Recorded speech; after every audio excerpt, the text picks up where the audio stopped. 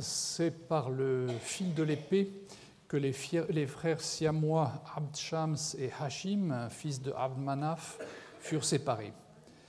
Dès le début, si l'on en croit un récit dont la valeur symbolique est très élevée, le sang coulait entre les deux clans éponymes de Quraïsh, celui des Banu Hashim et celui des Banu Abd Shams, dont les Omeyyades ou Banu Umayya sont une fraction. L'histoire des Omeyyades débute bien avant le moment où Muawiyah, le fondateur réel de la dynastie, prend définitivement le pouvoir en 661. Mais sans remonter au passé pré-islamique, je commencerai à la suivre à partir de l'élection de Osman par ses pairs en 644, en remplacement de Omar, qui venait d'être assassiné. Le nouveau calife appartenait à la tribu de Quraïsh, côté Abd Shams, Quraïsh à laquelle était également rattaché Muhammad, côté Hashim. Mais au sein de cette structure complexe, Osman était un membre du clan Omeyyade avant tout, dont les relations, comme je l'ai dit, étaient tendues avec les Hashim.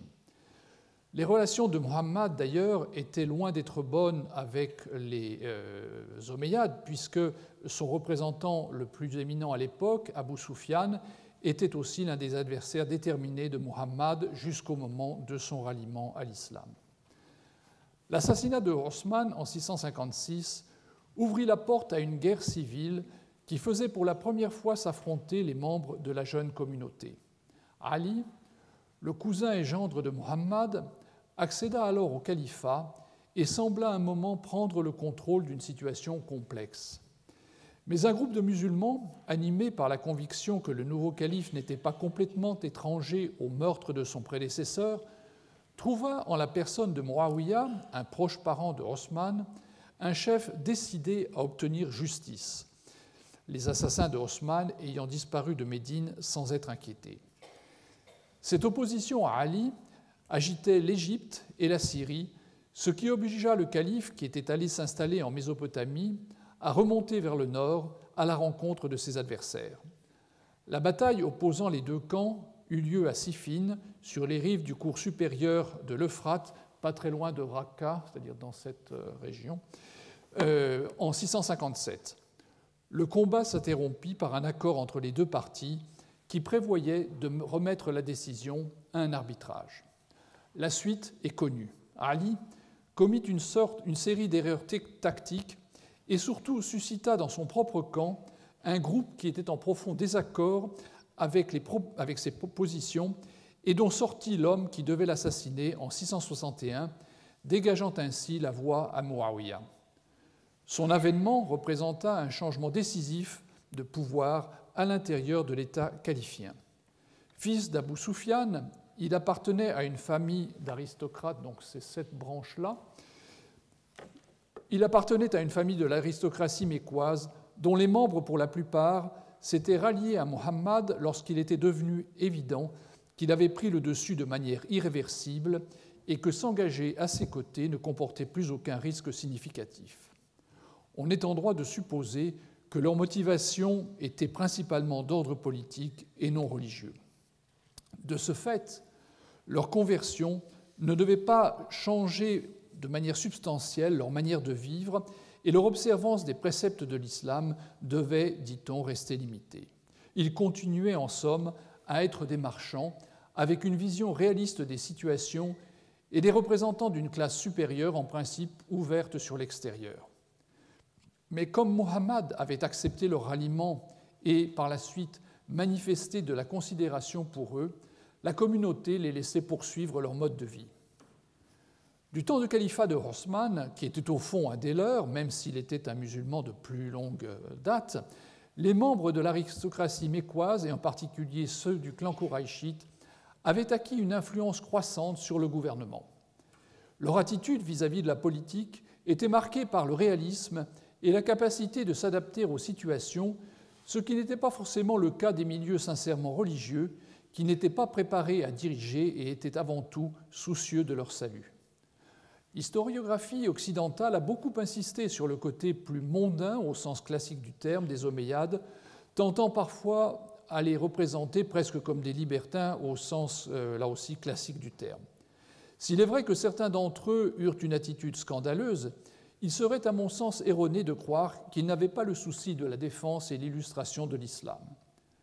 Le règne de Muawiyah est marqué par un style hérité de la tradition à laquelle il appartenait fondamentalement. Ses pairs avaient accès à lui et étaient consultés sur les affaires en cours. Un mariage avec une femme de la puissante confédération tribale des Kalbes de l'Arabie du Sud lui valait le soutien de ce puissant groupe. Ce n'était pas peu, dans un moment où les sentiments tribaux de l'Arabie ancienne reprenaient le dessus, malgré les appels de Muhammad en faveur d'une fraternité supratribale. De ce fait, les conflits anciens refaisaient surface, de même que les règles qui prévalaient durant la période préislamique. Cet aspect ne saurait être négligé pour comprendre les événements qui vont marquer cette période. Dans l'organisation qui se mettait en place à la suite des conquêtes, cela se traduisait par une cooptation par ceux qui détenaient un poste de pouvoir, gouverneurs de province ou de ville, des membres de leur famille étendue ou de leurs contribules. Il leur était, à vrai dire, difficile de procéder autrement, dans la mesure où les membres d'autres tribus refusaient de se mettre au service de quelqu'un qui n'avait pas la même appartenance tribale.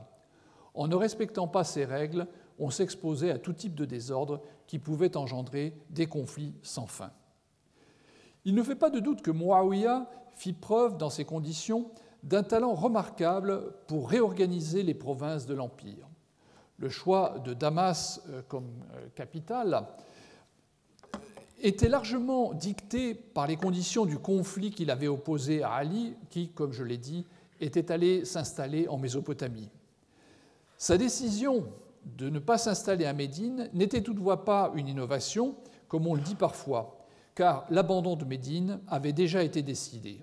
Ali, en effet, était parti dans la Mésopotamie, où il savait pouvoir disposer d'appuis solides et avait mis ainsi fin de manière définitive au rôle de capitale de l'Empire qu'avait tenu Médine. Vis-à-vis des chrétiens, les Omeyyades sont tolérants. En Syrie, comme en Mésopotamie ou en Égypte, les chrétiens forment la majorité de la population et constituent les cadres de l'administration. Pour la bonne marche de l'Empire, il est donc important de les laisser en place. Des différences existent bien sûr selon les régions. En Syrie ou en Mésopotamie, une longue expérience de la cohabitation entre une population qui parlait le syriaque et les Arabes de l'autre facilita les choses. L'Égypte présentait une situation d'une autre nature et la méfiance des Coptes vis-à-vis des nouveaux venus arabes se traduisit par des soulèvements écrasés dans le sang. Comme en Syrie ou en Mésopotamie néanmoins, l'administration égyptienne reste en place. La mort de Muawiyah et l'avènement de son fils Yazid Ier, les numéros entre parenthèses sont ceux de l'ordre de succession pour vous permettre de suivre ce scénario un petit peu complexe.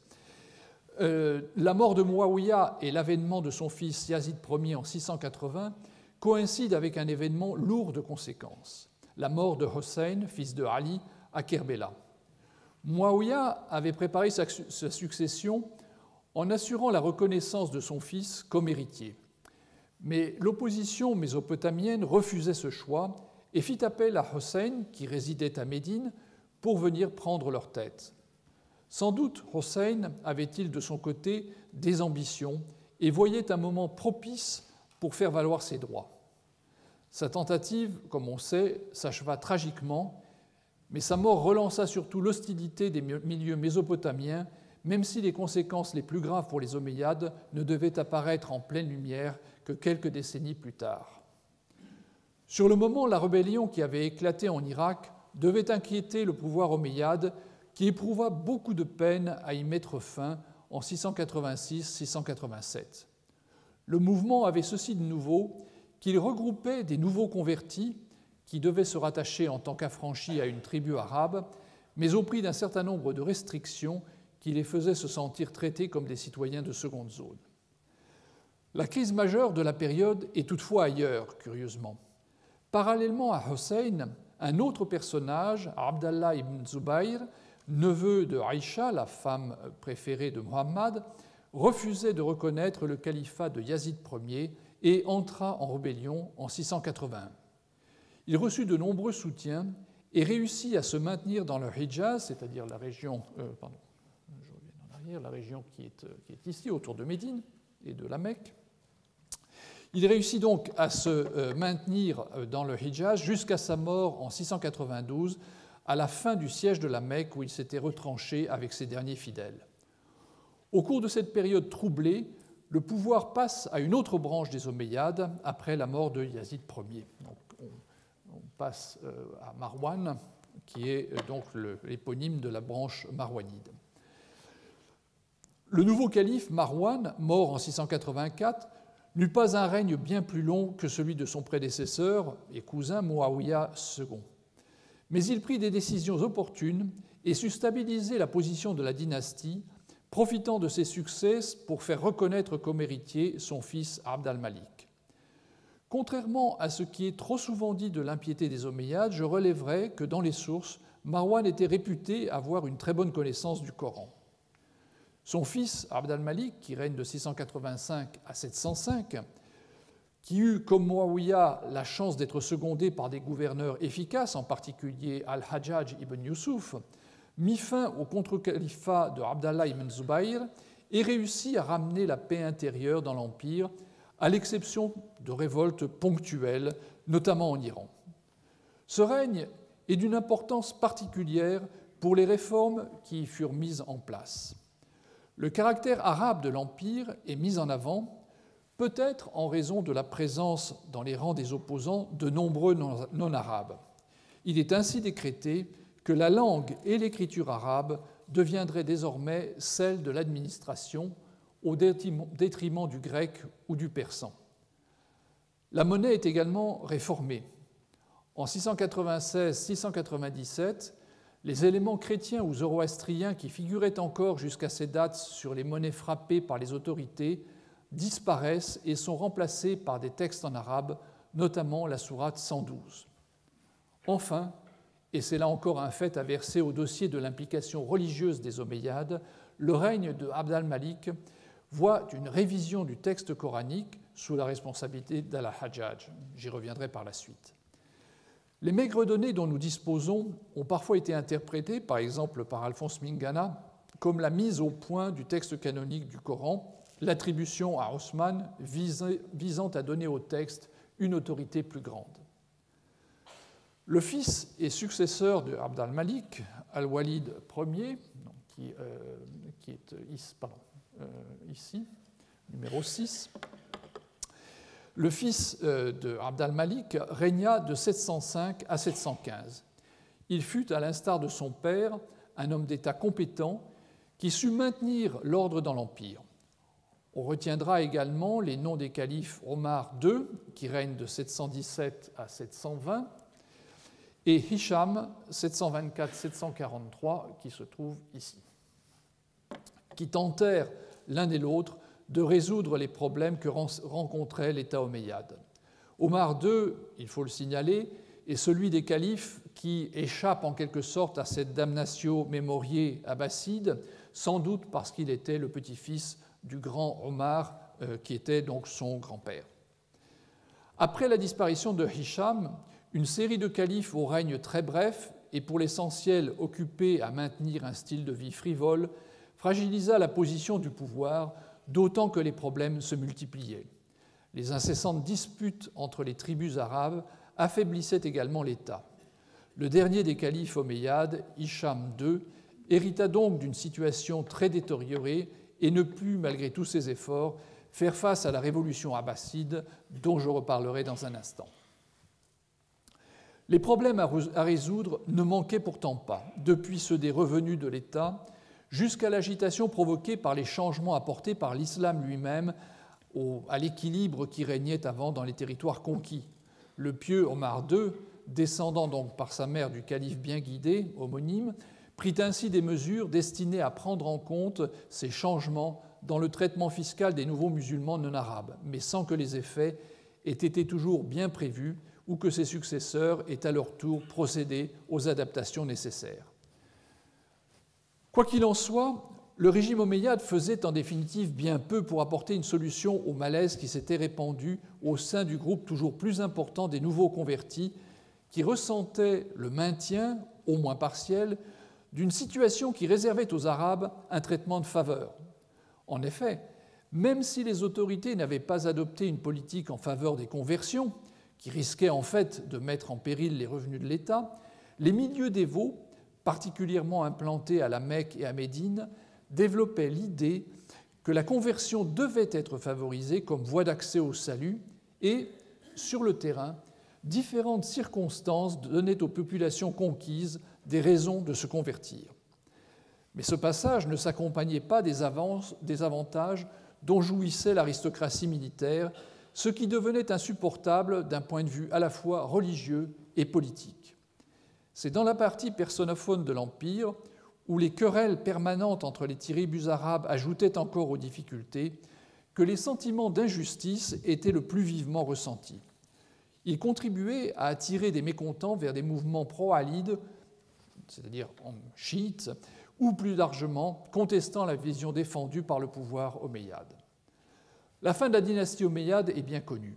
Des descendants d'un des oncles de Muhammad que j'évoquais au début, Abbas, vivaient dans une sorte de clandestinité dans la région du Jourdain, par crainte d'être éliminés par les Omeyyades pour être des rivaux potentiels pour le califat. Ils mirent à profit le mécontentement qui s'était installé pour fomenter une révolte dans le lointain Khorasan, aidé en cela par un homme d'origine iranienne, Abu Muslim, qui sut orchestrer une propagande qui mettait en avant la nécessité pour la communauté d'être dirigée par un membre de la famille de Muhammad qui saurait mettre en application de manière équitable les préceptes du Coran. La révolte, commencée en 746, progressa rapidement et les troupes d'Abu Muslim atteignirent la Mésopotamie en 749. La situation s'y était dégradée en conséquence d'une guerre civile combinée avec une insurrection kharijite. Au début de 750, la bataille décisive eut lieu sur les rives du Grand Zab, un affluent du Tigre. Le calife Marwan II fut défait et s'enfuit. La révolution abbasside l'avait emporté. Le sang qui, comme un funeste présage, avait coulé entre les frères siamois Abd Shams et Hashim lorsqu'ils avaient été séparés par l'épée, fut répandu de nouveau lors de l'ultime massacre des Omeyyades par les Abbassides, dont seul réchappa celui qui devait fonder en Espagne une deuxième dynastie omeyyade. L'historiographie occidentale a examiné avec beaucoup d'intérêt cette dynastie dont les liens avec l'islam paraissaient, comme je l'ai dit, un petit peu distendus. Il est vrai qu'une partie des informations qui nous ont été conservées sont reliées à l'effort de damnatio memoriae des Abbassides, en particulier des tout premiers Abbassides, mais aussi, plus largement, des milieux religieux qui leur avaient apporté leur soutien. Cet effort, qui s'est accompagné d'épisodes sanglants comme le massacre des Omeyyades que je viens de rappeler, a visé à souligner que les Omeyyades n'étaient pas de bons musulmans et cultivaient des genres de vie scandaleux, introduisant dans l'islam pur des origines des innovations blâmables. Bref, ils étaient indignes du califat. Les sources musulmanes, qu'elles soient sunnites ou chiites, noircissent à dessein la dynastie et ses représentants. Le fait qu'ils descendent d'opposants presque jusqu'au-boutistes à l'islam les rendait a priori suspects de n'être que des musulmans superficiels et permettait de leur attribuer des intrigues machiavéliques et des habitudes condamnables. Cette présentation biaisée les rendait à rebours aimables à certains historiens, je pense en particulier à Julius Wellhausen ou Henri Lamance, qui ont valorisé le côté non-islamique de la dynastie et vu dans les Omeyyades les représentants de la tradition arabe pré-islamique. Les historiens plus récents bénéficient des résultats des fouilles archéologiques de sites d'époque omeyyade, de ceux de la numismatique ou encore de l'histoire de l'art, qui a beaucoup progressé depuis l'époque où, au début du XXe siècle, Wellhausen publiait son Das Arabische Reich und sein Sturz, où il présentait justement le côté sympathique des Omeyyades. L'école hypercritique, qui s'est beaucoup développée dans les années 70, en cherchant ces informations auprès d'auteurs non musulmans contemporains des faits, a fait entrer ces textes parmi les sources utilisées pour mieux comprendre la période. Et la réflexion sur l'historiographie musulmane, par exemple dans les travaux d'Albrecht Noth, a mis en évidence un certain nombre de traits qui demandent à être pris en compte au moment d'évaluer les récits relatifs à cette période. De son côté, l'art omeyyade est encore très marqué par celui de l'Antiquité tardive. Les nouveaux maîtres n'arrivaient pas avec une tradition architecturale bien établie, et ce qu'ils découvraient dans le croissant fertile et au-delà pouvait conduire, au moins dans un premier temps, à adopter ce qui se faisait ailleurs. En outre, les artistes, architectes ou artisans auxquels il fallait faire appel pour réaliser les monuments, dans la plupart des cas, étaient des non-musulmans, héritiers eux-mêmes d'une longue tradition. Pour satisfaire les commanditaires musulmans, ils devaient bien entendu tenir compte des nécessités propres à l'islam. Les monuments, puisque ce sont eux qui constituent la part la plus importante de notre documentation, reprennent donc le style et les conventions de l'art de l'Antiquité tardive. Il en a parfois découlé des erreurs d'attribution ou des questionnements qui se sont prolongés. Pendant un temps, par exemple, on a pensé que le palais de Mshatha, dont la façade est en partie conservée au musée de Berlin, dont la façade est une des plus belles réussites de l'art omeyyade, était en fait une création byzantine. Il est vrai que certains des artisans qui ont travaillé à réaliser cette façade étaient probablement de culture plus byzantine que islamique. L'une des grandes entreprises des Omeyyades fut la construction de mosquées dans les grandes villes de l'Empire. À Damas, le fils de Abd al-Malik, al-Walid Ier, fit construire ce que nous appelons aujourd'hui la mosquée des Omeyyades sur l'emplacement de l'église Saint-Jean qui s'était elle-même installée dans un ancien temple romain. Dans une crypte y était vénérée la tête de Saint Jean-Baptiste que l'islam reconnaît comme Yahya ibn Zakaria. Les constructeurs musulmans démolirent l'église et conservèrent les murs de l'enceinte remontant au temple de l'époque romaine. Laissant au second plan l'extérieur du bâtiment côté ville, ils se concentrèrent sur la cour intérieure, que vous voyez ici, du moins partiellement, et la façade de la salle de prière qui est dominée par cette coupole. Les mosaïques que l'on peut toujours admirer dans la cour de la grande mosquée reprennent une pratique byzantine. Ce sont des artistes chrétiens, syriens, coptes, peut-être aussi grecs, qui furent chargés de revêtir les murs de la cour. Le décor de jardin et de villa dans un cadre arboré où coulent lentement des cours d'eau, où aucun être animé n'apparaît, ne relève directement d'aucune tradition connue. Le spectateur ne peut s'empêcher d'y reconnaître une allusion au paradis. S'agit-il toutefois, comme on l'a suggéré, d'un paradeisos, c'est-à-dire une sorte de parc d'agrément bien irrigué que les souverains se faisaient aménager pour leur plaisir, ou est-ce tout simplement une allusion à la Routa de Damas, c'est-à-dire l'oasis qui se trouve juste à côté de la ville et qui est arrosée par le Barada? Les discussions sur ce point se poursuivent. Le même Al-Walid fit également remodeler et décorer la mosquée de Médine. Pour cela, il fit venir des artisans chrétiens qui exécutèrent des mosaïques dont nous savons qu'elles ornaient également le mihrab où figurait une inscription consistant en une citation coranique. Ces travaux d'embellissement n'allaient pas de soi car les premières mosquées ne comportaient pas de décor du tout. C'est sous le règne de Abd al-Malik que les musulmans avaient commencé à orner leurs lieux de culte, mais des réticences subsistaient sans doute.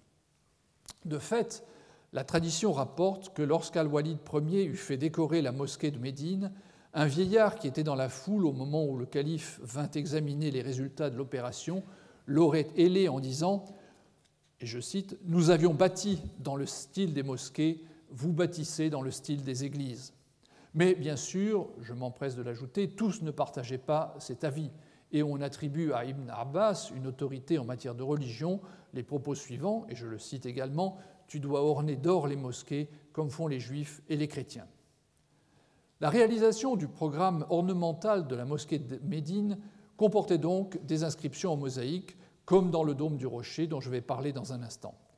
Pour mener à bien cette entreprise, la tâche de concevoir l'inscription, réalisée par la suite par les artisans mosaïstes, fut confiée à un certain Khalid ibn Abi al-Hayyaj, qui s'était déjà fait connaître comme calligraphe pour des copies du Coran, de la poésie et des documents destinés au calife, comme nous le rapporte An-Nadim. Sur le mur de la Qibla, comme je le signalais, il conçut une inscription coranique qui comportait la fin du Coran de la sourate 91 à la sourate 114. De la petite série d'édifices religieux qui nous est restée, J'ai laissé pour la fin, même s'il est chronologiquement antérieur, puisqu'il remonte au règne de Abd al-Malik, le dôme du rocher, le monument sans doute le plus connu de l'époque omeyyade et probablement l'icône même de l'art musulman à l'heure actuelle. Mais cette popularité, doublée de nos jours d'une dimension politique, ne résout en rien la question fondamentale de la fonction de cet édifice. Le calife Abd al-Malik, dont le nom figurait sur le bandeau épigraphique du tambour du dôme du rocher, a été remplacé par celui d'un abbasside, et c'est pourtant l'Omeyyade qui est à l'origine de cette entreprise. Que voulait-il faire? Le rocher sur le mont du Temple est associé à des figures bibliques. Adam y aurait été enterré, Abraham y aurait sacrifié Isaac, et il est associé également à l'épisode du voyage nocturne de Mohammed que la tradition musulmane interprète comme le sens de la sourate 17.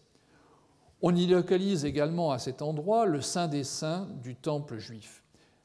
Il n'est pas sûr qu'il ait été retenu par Abd al-Malik pour l'une ou l'autre de ces raisons. On a fait l'hypothèse qu'il voulait faire édifier à cet endroit un substitut de la Kaaba au moment où son compétiteur, Ibn az-Zubayr, tenait la Mecque, au moment de cette révolte dont j'ai parlé au début. L'inscription qui figure à l'intérieur du bâtiment offre une autre piste d'interprétation. Elle combine en effet des citations coraniques qui récusent les doctrines du christianisme et affirment l'islam. Cet élément et l'emplacement choisi pourraient donc, et c'est une autre hypothèse, viser à affirmer la place de l'islam remplaçant les religions qui l'ont précédé. Du point de vue de l'histoire de l'art, l'inscription montre également qu'au moment où le bâtiment fut terminé, la calligraphie arabe était pleinement constituée. Le rocher qui marque le centre de l'édifice est protégé par le dôme circulaire entouré par deux octogones qui donnent le plan caractéristique de cet édifice. La décoration intérieure, l'extérieur a été complètement rénové à l'époque ottomane puis au XXe siècle, la décoration intérieure est absolument somptueuse, mais ce qui frappe le plus que les plaques de marbre dont vous voyez le jeu sur les parties inférieures des murs, ce qui frappe le plus, ce sont les mosaïques qui occupent la partie supérieure de l'édifice. Des formes végétales, parfois réalistes, parfois recomposées, se mêlent à des bijoux, à des couronnes ou à des vases. Comme à Damas, les représentations d'êtres animés sont absentes. Le bâtiment est tellement dans la lignée de la tradition antique, tant pour son plan que pour l'organisation du décor, qu'on a pensé que ça n'était en fait pas vraiment une œuvre d'art musulmane, puisqu'il se rapproche beaucoup, par exemple, du Saint-Sépulcre.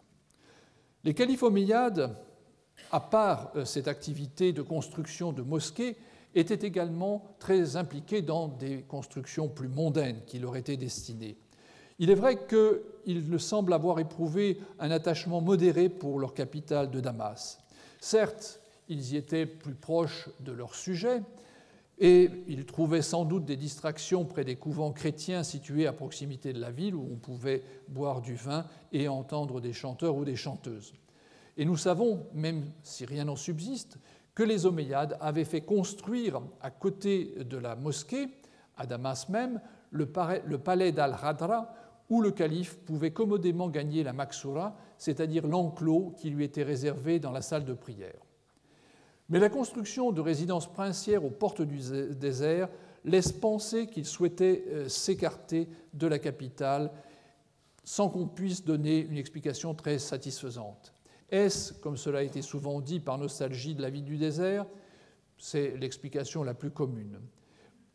Mais d'autres explications ont été avancées. Certains considèrent qu'il s'agissait de demeures associées à des exploitations agricoles, et ça pourrait être le cas du palais de Qasr al-Hayr al-Harbi, dont vous voyez ici la porte principale, qui a été remontée dans le musée national de Damas. Donc ça pourrait être une exploitation agricole. Une autre hypothèse étant qu'à proximité, il y avait des enclos dans lesquels on élevait des animaux pour, après ça, permettre au calife de chasser plus commodément. Le plus célèbre de ces palais, je l'ai dit, celui de Mshata, illustre parfaitement le problème posé par l'architecture omeyyade, si proche parfois de l'art de l'Antiquité tardive que pendant un temps, on a considéré que c'était un monument byzantin. Cette résidence, qui inclut pourtant une mosquée, est célèbre pour la riche décoration de ces triangles qui se succèdent sur les 4 côtés de l'édifice, même si, et c'est un détail intéressant, il y a quelques animaux, des oiseaux sur 3 façades, mais pas sur celle qui donne vers la Mecque, où le décor est parfaitement sans représentation d'être animé. À Qusayr Amra, un autre de ces châteaux du désert, subsiste un petit ensemble constitué d'une résidence et de bains qui, comme vous le voyez, sont vraiment au milieu du désert. On pense que le commanditaire de cette construction fut le calife Al-Walid Ier. Les bains sont d'un intérêt particulier en raison de leur riche ensemble de fresques. Dans la nef centrale de la grande salle se trouve la plus fameuse d'entre elles, qui représente une série de figures royales qui se dirigent vers un groupe figuré sur une autre paroi, groupe où on a pensé pouvoir reconnaître le calife et son entourage. Les figures royales, comme vous voyez, l'état des fresques est assez déplorable, mais on peut encore identifier des inscriptions qui les permettaient de les identifier, et ces inscriptions désignaient successivement Caïsar, Rodorikos, Khosroès et Négus. C'est en caractère grec. Il s'agit donc de souverains vaincus par les Arabes, l'empereur byzantin, Caïsar, Rodrigue, dernier roi wisigothe d'Espagne, Khosroès, le dernier empereur perse, et Négus, donc c'est une appellation générique de l'empereur byzantin. 2 autres personnages qui viennent dans la file n'ont pas été identifiés parce que l'inscription a disparu.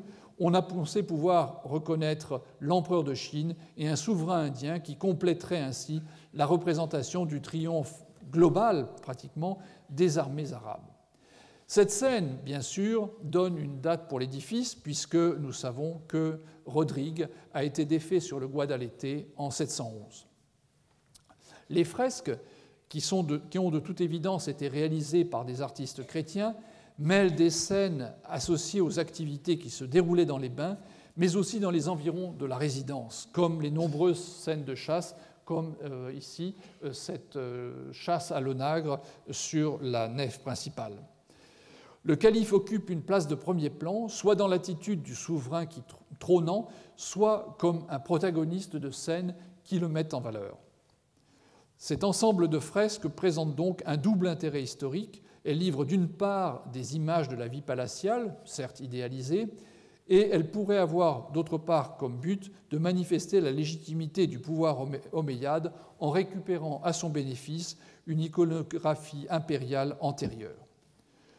Nous sommes beaucoup moins bien informés des autres aspects de l'art omeyyade. La céramique ou le travail des métaux sont moins connus, malgré le développement des recherches archéologiques. De fait, comme le remarquait il y a déjà plus d'un demi-siècle Georges Marsay, la céramique, et je le cite, la céramique musulmane est pratiquement inconnue avant le IIIe siècle de l'Hégire, c'est-à-dire le IXe siècle. C'est en particulier des fouilles de Suse, où la continuité d'occupation et la découverte de traces d'ateliers de potiers donnent plus de certitude aux attributions, que nous viennent des indications un peu plus claires sur ce à quoi a pu ressembler une céramique d'époque omeyyade, avec en particulier ce petit vase décoré de palmes et de palmiers dans des coloris bleu-gris, ocre, jaune ou vert émeraude.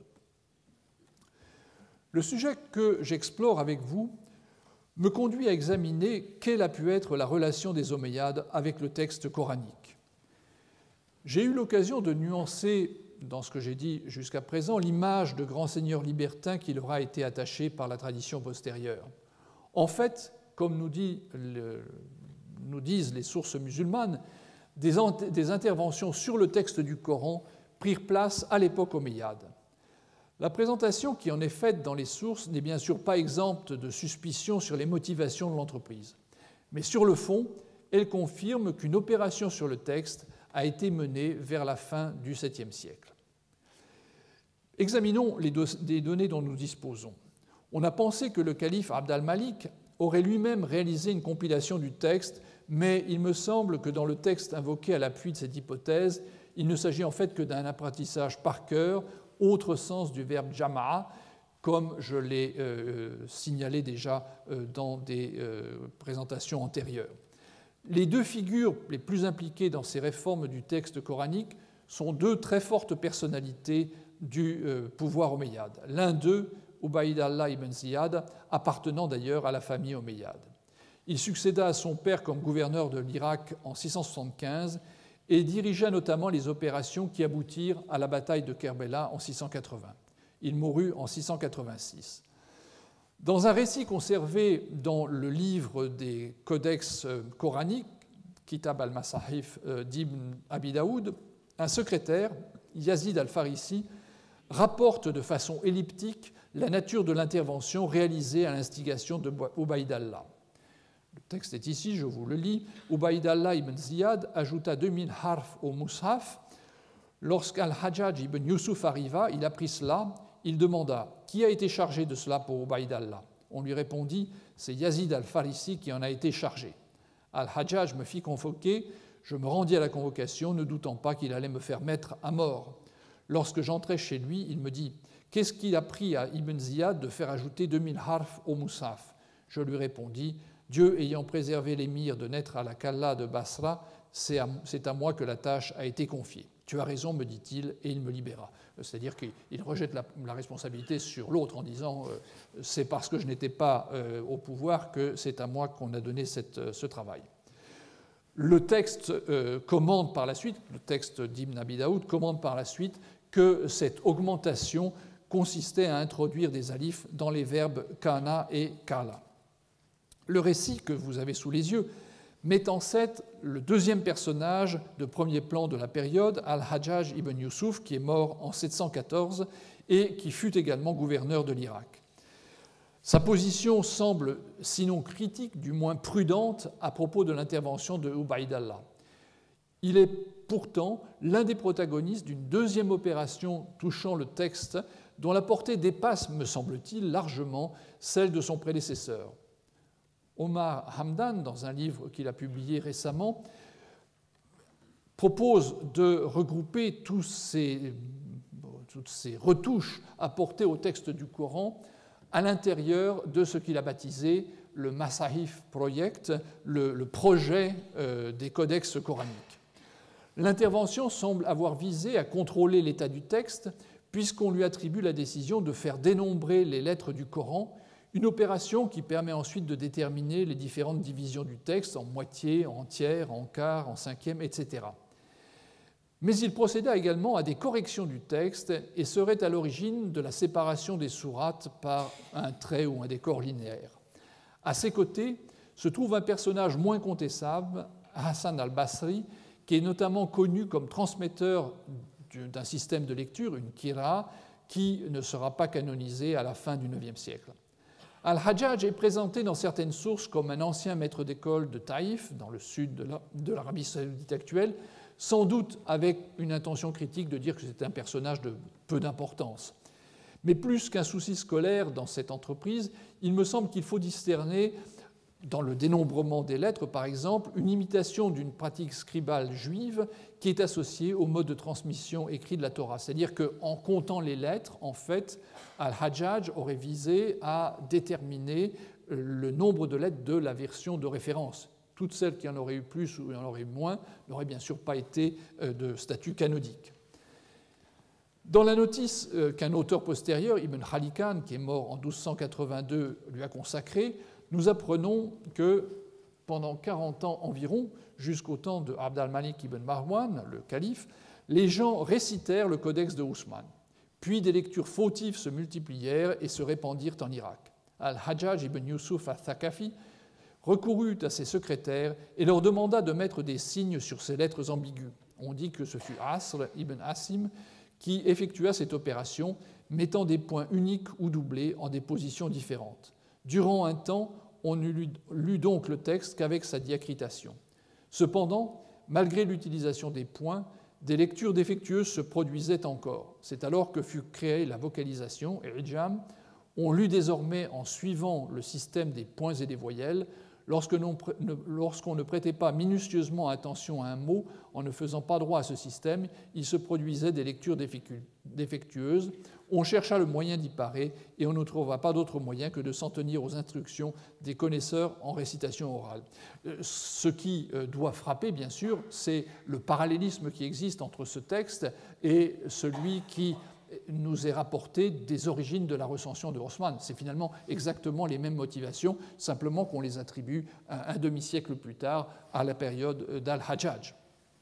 Le récit fait donc de lui un promoteur de l'écrit comme moyen de préserver avec plus de précision le texte du Coran par le biais d'innovations techniques et donc le met en quelque sorte en concurrence ou en parallèle avec Osman.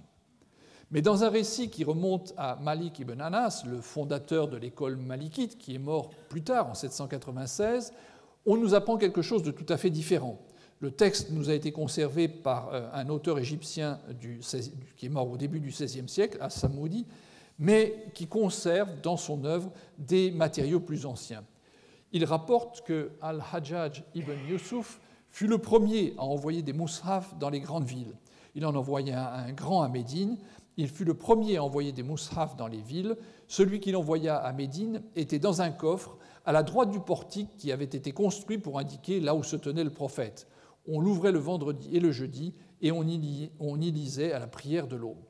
Les informations de Malik sur des épisodes de l'histoire médinoise sont généralement fiables puisqu'il a lui-même vécu à Médine. Il est à relever que dans cette présentation, on retrouve un thème qui vous est sans doute familier maintenant, celui de l'envoi de copies réalisées dans un contexte officiel en direction des grandes villes de l'Empire. On attribue donc, dans ce cas précis, à Al-Hajjaj, il aurait été le premier à le faire, et non à Osman, l'initiative d'envoyer pour la première fois des copies du Coran dans les grandes villes de l'Empire. Dans ce cas, son objectif est bien clair, le lieu de conservation est bien défini, c'est un codex qui doit être dans la mosquée, et surtout, une fonction est attribuée à ce codex, la lecture de certains passages lors de la prière les jeudis et vendredis. L'intégration des manuscrits coraniques à des stratégies qui n'ont que peu à voir avec la piété paraît s'être vite imposée au cours de cette époque. Un autre épisode, qui se déroule cette fois à Fustat, donne la mesure des enjeux liés à la remise d'un manuscrit à une mosquée. Al-Hajjaj, nous dit-on, avait également envoyé une copie du texte à Fustat, c'est-à-dire le vieux Caire, mais son arrivée provoqua l'ire du gouverneur omeyyade Abd al-Aziz, qui, furieux de cette initiative, décida de faire sa propre copie qui servirait dans les contextes cultuels. Et là, nous avons le premier indice de ces jeux de pouvoir par codex coranique interposé.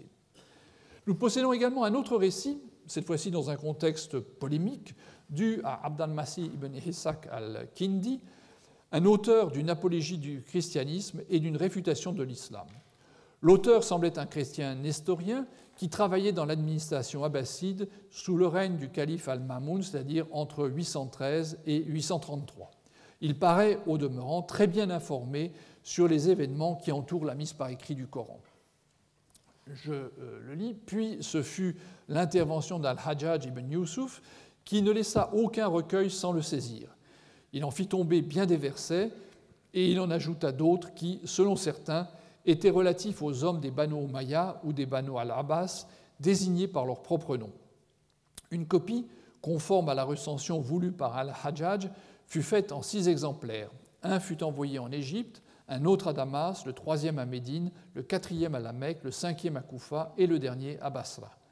Mais quant aux autres recueils antérieurs, il les mit dans l'huile brouillante et les détruisit, imitant en cela Osman. Donc, on retrouve le même scénario, simplement dans le cas présent, notre auteur reconnaît que Osman avait déjà pris cette initiative auparavant. Omar Hamdan, dont j'ai cité déjà le nom tout à l'heure, a compilé les différentes sources d'informations techniques relatives aux modifications apportées par Al-Hajjaj au texte coranique. Leur portée semble moindre que ce que laisse entendre Al-Kindi. Mais il est vrai que l'interprétation de Hamdan reste aussi littérale que possible dans la présentation proposée par la tradition musulmane, et donc il essaye de limiter, dans l'explication qu'il donne, la portée des changements à disons au strict minimum, et ne relève finalement que 11 points du texte coranique qui auraient été véritablement modifiés, c'est-à-dire, somme toute, très peu. Dans une autre publication, où il s'attaque cette fois-ci à un récit célèbre, où Aïcha, la veuve de Muhammad, dit qu'il y a dans le Coran des fautes de grammaire, et même chose, donc Omar Hamdan déploie beaucoup d'efforts pour montrer que finalement le texte du Coran n'avait pas à être modifié et que les fautes étaient finalement pas vraiment des fautes. Le processus de canonisation s'accompagne bien sûr non seulement de la fixation du texte de référence, mais aussi de l'élimination des recensions concurrentes. Le thème de la destruction des copies antérieures intervient comme en contrepoint dans différents récits de la mise par écrit. Leur précision dans le cas d'Al-Hajjaj va même jusqu'à donner le montant versé aux propriétaires qui doivent céder leurs manuscrits. La dernière destruction dont nous avons l'écho est de nature hautement symbolique et peut-être justement destinée à représenter une critique de l'absence de scrupules de Al-Hajjaj et au-delà de lui des Omeyyades. Lorsque Marwan était gouverneur de Médine, il envoya quelqu'un à Hafsa, donc la veuve de Muhammad, la fille de Omar, pour lui réclamer les feuillets afin de les brûler, car il craignait qu'il y ait des divergences entre l'une ou l'autre partie de l'écriture. Elle refusa de les lui envoyer. Ibn Shihab az-Zuhri, le célèbre traditionniste, a dit « Salim ibn Abdallah m'a rapporté ceci. Lorsque Hafsa mourut, Marwan envoya Abdallah, le frère de Hafsa, l'ordre express de lui envoyer les feuillets de Hafsa. Abdallah ibn Omar les lui envoya. Marwan les déchira et les brûla, de crainte qu'il ne s'y trouvât en quelques passages une divergence avec ceux qu'avait copié Osman. Pardon, j'ai fait un lapsus, c'était Marwan qui était chargé de détruire, donc qui se trouve critiqué pour avoir fait disparaître cet exemplaire du Coran. Ces différents témoignages convergent. Le texte coranique a fait l'objet d'une révision sous les Omeyyades, et ce, dans un cadre officiel. Par texte coranique, je veux parler de la recension haussmannienne, celle qui est soutenue par le pouvoir. Les choses sont-elles allées plus loin qu'un toilettage orthographique ou de présentation, comme cela pourrait être le cas si on suit stricto sensu la présentation de la réforme de Ubaydallah ibn Ziyad, ou même une partie de ce qui nous est dit d'Al-Hajjaj. Certains résultats de l'intervention de ce dernier semblent indiquer qu'on est toutefois allé un peu plus loin. Cela explique qu'il ait depuis longtemps attiré l'attention des historiens. Paul Casanova, dans son Mahomet et la fin du monde, puis Alphonse Mingana, ont émis l'hypothèse que derrière ces récits se cachait en fait l'épisode même de la mise par écrit, les informations sur les entreprises antérieures n'étant que des sortes de rideaux de fumée destinés à faire remonter la recension à des personnages plus respectables, en l'occurrence surtout à Haussmann. Plus récemment, Christoph Luxemburg a suggéré, mais cette fois-ci de manière moins précise, disons qu'il n'indique pas de manière très nette qu'il pense à ces épisodes en particulier, il a suggéré que dans son hypothèse qui suppose le passage d'un lectionnaire en écriture syriaque au Coran arabe, la période omeyyade était le moment où ce transfert aurait eu lieu. Comme je l'ai déjà signalé, les Omeyyades ont été noircis par la propagande abbasside qui a mis en avant des comportements scandaleux, bien éloignés de la pratique de l'islam. Des études récentes consacrées à Abd al-Malik et à son règne tempèrent quelque peu cette image et invitent à envisager son action dans la sphère de la religion. Comme l'islam qui s'est développé par la suite sous les Abbassides correspondait, grosso modo, à la vision qu'en avaient des cercles hostiles aux Omeyyades, il est clair que ces derniers pouvaient difficilement être considérés comme de bons musulmans puisqu'ils ne respectaient pas la norme nouvellement définie.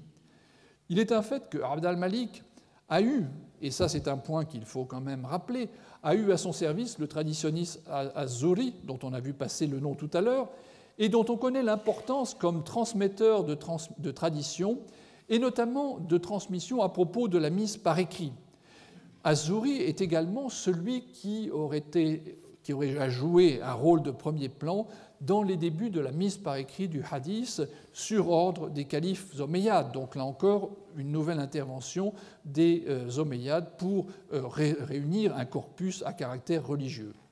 Abd al-Malik a été également en contact avec Hassan al-Basri, qui est mort en 728, et dont nous avons vu qu'il avait joué un rôle dans l'amélioration du texte coranique sous la direction d'al-Hajjaj.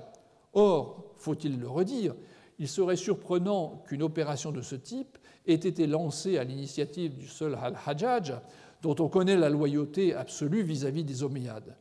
Sous le règne de ce même calife, et c'est un dernier point, apparaît pour la première fois le titre Khalifat Allah, donc le titre de calife, qui disparaîtra et ressurgira bien plus tard sous les Abbassides. Ce sont certes des informations éparpillées dans les sources arabes, mais ces informations laissent entrevoir un souverain actif dans les affaires religieuses, visiblement au fait des problèmes de son temps. Deux points ressortent donc de ce que je viens d'exposer. D'une part, les Omeyyades, du moins certains d'entre eux, dans les premiers, notamment Abd al-Malik, se sont effectivement intéressés de très près au Coran et à sa préservation par écrit. De l'autre, leur attitude vis-à-vis du texte coranique, telle qu'elle ressort des informations qui y ont été conservées, est caractérisée par une certaine souplesse. C'est-à-dire que c'est une époque où on peut changer le texte du Coran sans que éclate un scandale. Et d'ailleurs, personne ne remettra par la suite en cause ces améliorations qui ont été apportées par les Omeyyades. Donc il y a une certaine souplesse, une certaine proximité, disons, de relation avec le texte. Qu'en est-il du témoignage des manuscrits coraniques de cette époque ? Au cours des semaines qui viennent, nous tenterons de faire le point sur la production de cette époque, voir comment elle se présentait, et surtout essayer de comprendre ce qu'elle peut nous apprendre sur le texte du Coran, ce qu'elle peut nous apprendre sur cette période, et ce qu'elle peut nous apprendre sur les communautés musulmanes de cet âge.